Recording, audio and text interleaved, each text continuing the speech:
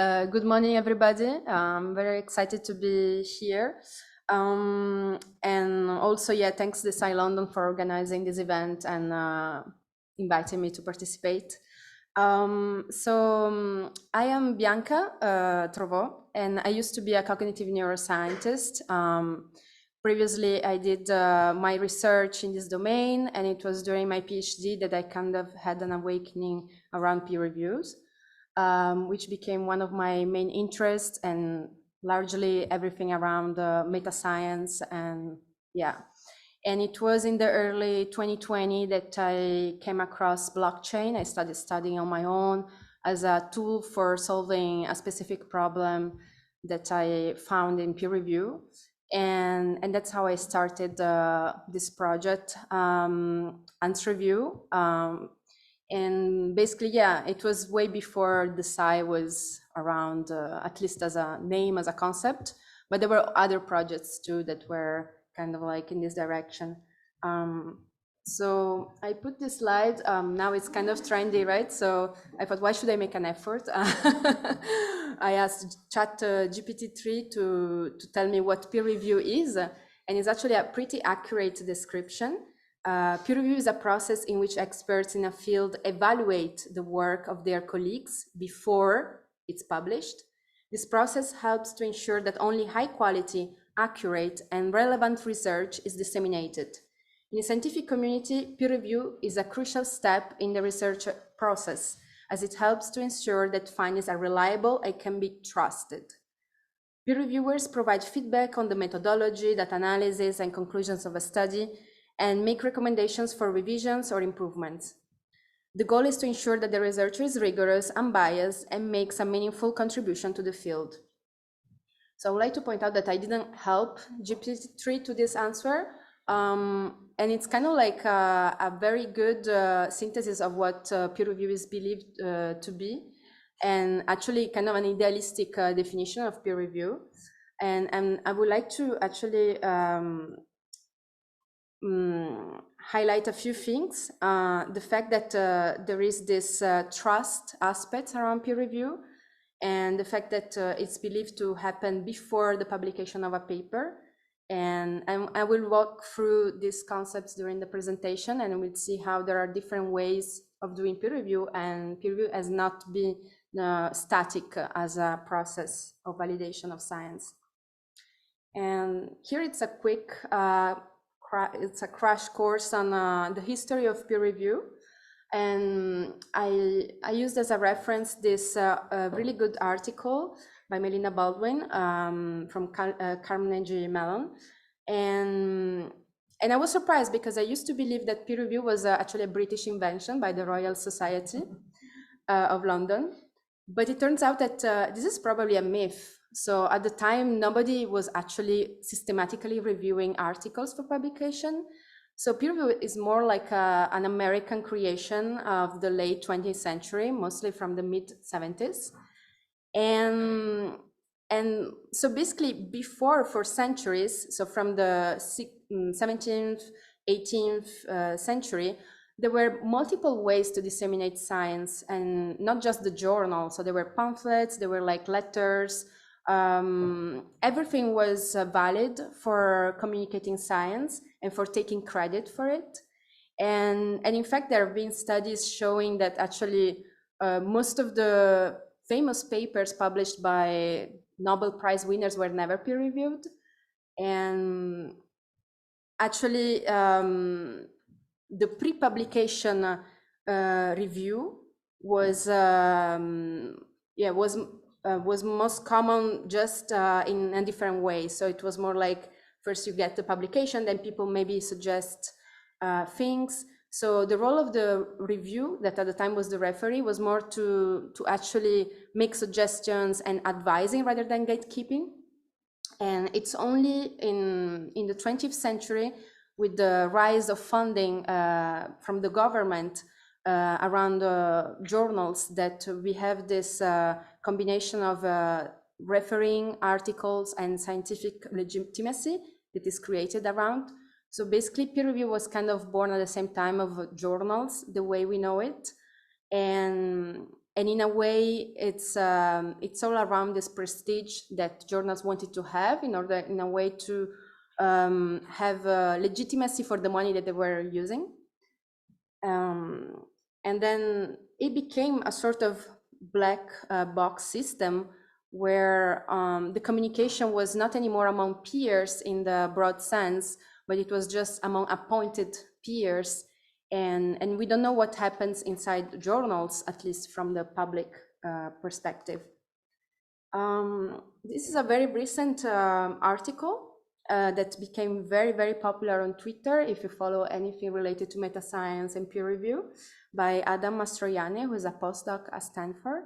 And actually this article was really a blast, and it got so much attention that actually he got threatened after this article by many professors who wanted to get him fired because of that.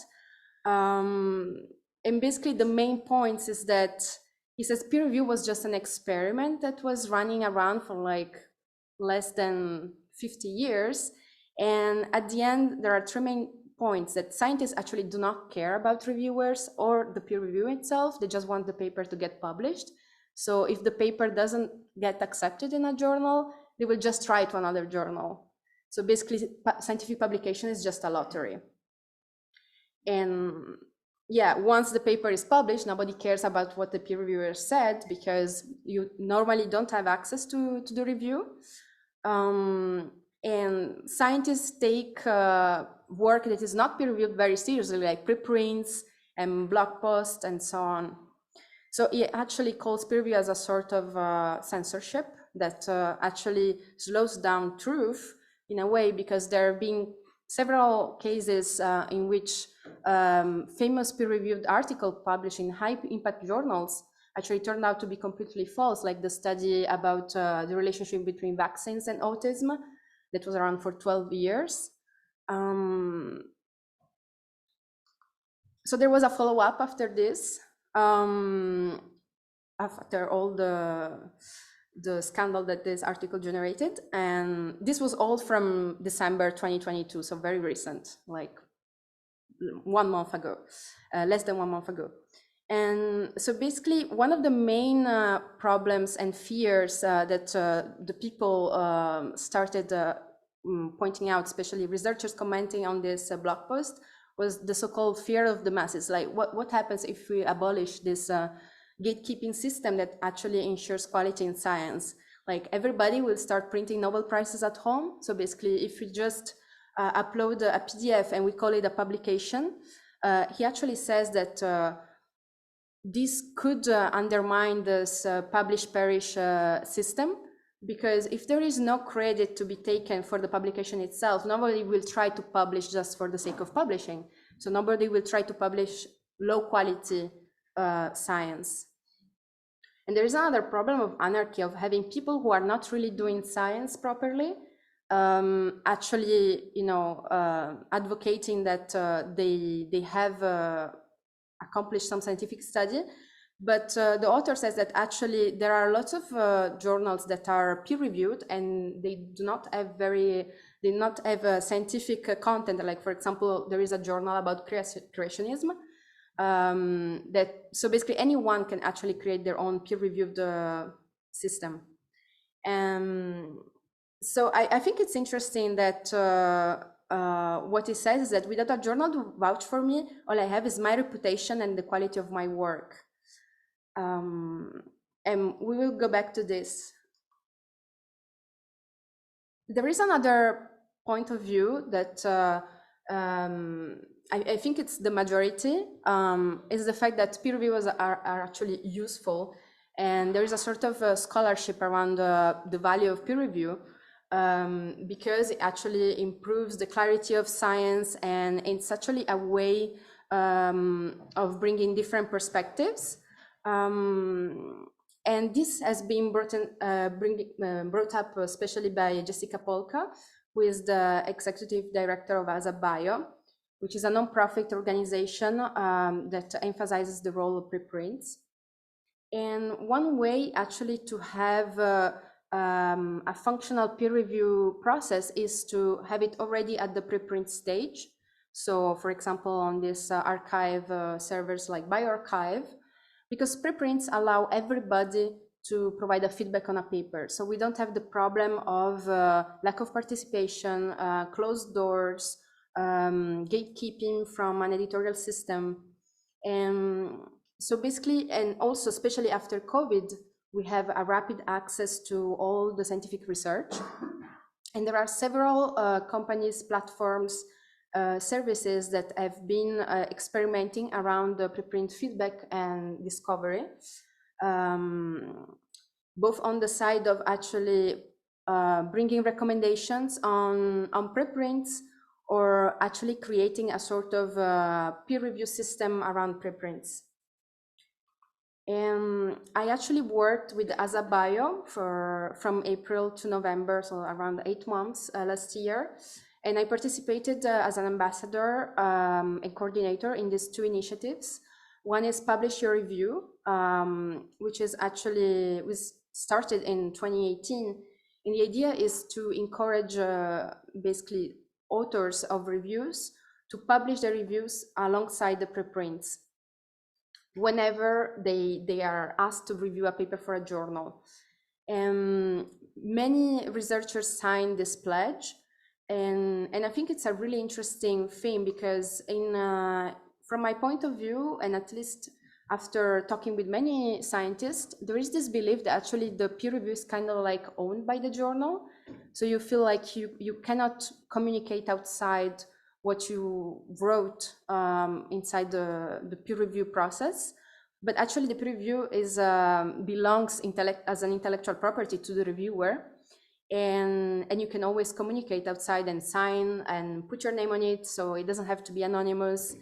And so in a way, the peer review process has always been decoupled from the journal in its essence, in the sense that the journal is just coordinating. And then there is the Crowd Preprint Review Initiative, which was really interesting because basically provided some articles that were chosen by a community of young researchers on bioRxiv in the fields of biochemistry, for example. We had a limited amount of time, like 14 days for people to review those articles. And then we were using a system, this was made with Google Docs, but everybody could put their own feedback in a very modular way. So we didn't have this standard one manuscript review thing, but multiple reviewers were giving input on different aspects of the paper. And so this was called a community review. And then other people were coordinating the summary of these reviews, and that were published publicly with the name of the reviewers. This paper actually got published. So actually, between the people who stigmatize peer review and say it's useless, and the people who actually think that peer review is really, really important, after talking with many researchers, looking around on the internet, many feedback, I found like there is a common trend on the fact that people actually would like to see more decoupling peer review from the journal, and what is called the publish, review, create model. So first you publish the paper and then you have the peer review. Many people would like to have more open interactions and like an open dialogue between reviewers and authors. And it's something that some journals have already been experimenting with, for example, eLife. And actually very recently, eLife decided to abolish the editorial decision on the paper based on the peer review. So there is no accept reject, which was also very controversial. And before they were already like publishing the reviews alongside the paper. And for example, even the author, even Adam Mastroianni, that was, like demonizing peer review, he actually says many times, if the peer review system was more like a Reddit like comments, like the best, let's say the best, the most valid science would be on the top of the list, because it would be more voted by the scientific community. And some people even mentioned decentralized system with open peer reviews, open access, etc. And there was a study, actually, a control study in 2017. They showed the crowd-based peer review has no difference from the traditional peer review system in terms of accuracy, and it's actually even faster and more inclusive. So when we talk about decentralized peer review, I think, so this already exists somehow through the Preprints preview system. If you are on Twitter, specifically, there are some scientific communities that are very active on commenting on preprints. And so these are already some form of decentralized peer review. So there is already this community aspect of having like information that is community owned, distributed, that starts from early career researchers, is open access, transparent, and so on. And so we already have this peer-to-peer exchange. But what is missing is the infrastructure, is the fact that if you take down those platforms, if you rely on Twitter, on Google, so these are not censorship resistant. And also all the value that is provided, all this intellectual flow of information is not monetized, of course. So it doesn't really solve the system of like researchers having a precarious life, and also it doesn't solve the system of this value that is extracted by publishers for publishing on journals.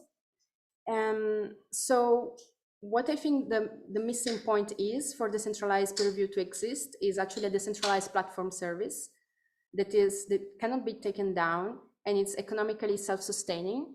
And I think a DAO would be the best way to organize this, in order also to have a trustless system, and in a way to be closer to the original spirit of peer review, which is to not trust anyone for their own words. So it was kind of like the idea behind Ants Review when it was started in 2020, almost 3 years ago. And the idea was that a paper is somehow an evolving organism. So it's not something static, set in stone, but emerges from the continuous iteration between the authors and the reviewers. So it should be like some sort of a sort of living document. And in a way, I think peer review is very similar to the blockchain validation process, in the sense that basically it's based on a consensus, and the more the validators, the more reliable the information is when it's put on chain. So in a way, public. And in an Ants Review, what we wanted to have is an incentive mechanism based on the blockchain system, and this to reward the reviewers for their work. So we created a bounty at the time. But in the idea to ensure that there is no bias is a voting mechanism based on quadratic voting or up-down voting, in which also the reviewers themselves are evaluated for their work. And another idea was to combine also open peer reviews reports with anonymity through cryptography, in order to prevent biases due to retaliation for reviewer identities in case of younger researchers. And this project is still on progress. And what we created when we had the MVP release in 2020 was mostly the incentive part.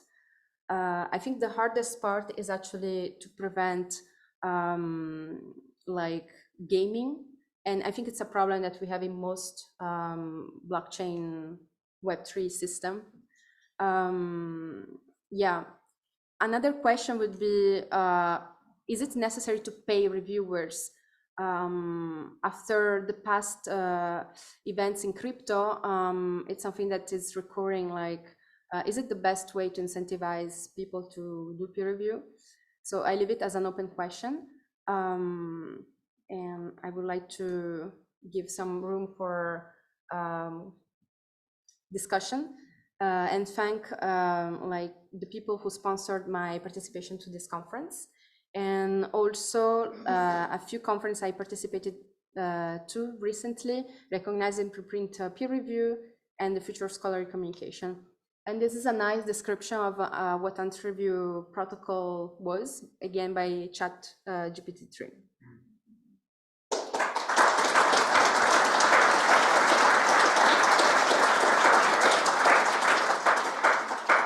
Thank you so much, Bianca. That was absolutely fascinating. I think we've got time for one very quick question before we move on to the next talk. Maybe have a burning question for the boxes. We have microphones as well. Otherwise, oh, yeah, we've got the box there. One question, anybody? Otherwise, there's one down here. Okay. Sorry. Well, we'll do two quick, very questions. Very quick questions. Hi, great talk. I'm John Fletcher from Cambridge Cryptographic. I'm going to be talking about something connected later, so please come to my talk at 5:30 or so.